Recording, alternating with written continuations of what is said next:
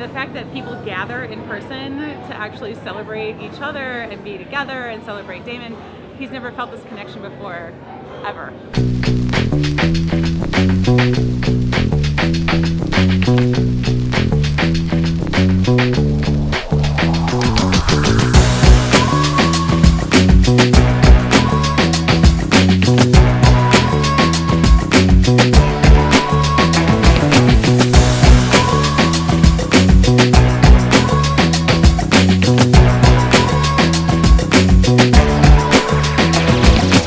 It's been a really fun adventure, and I mean, it's like throwing a party every day that you get to invite all the people, decide what you're drinking or eating, and have fun with the people you want to have fun with.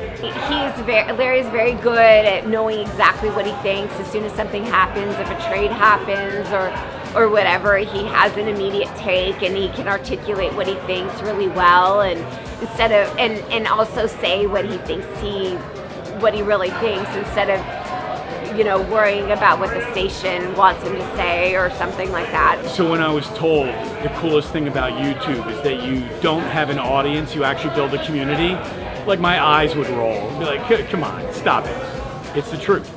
It's the honest to God's truth, and that's the best part of all of this. It's not just a bunch of listeners and a host. It's an actual community of people who get to know and talk with each other, and it's one of the coolest, most intimate forms of communication that I've ever been a part of.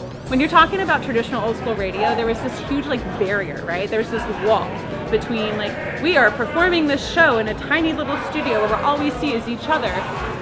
Whereas now that we own our own platform and we are creating our own content, we're directly connected with the actual people who consume the content.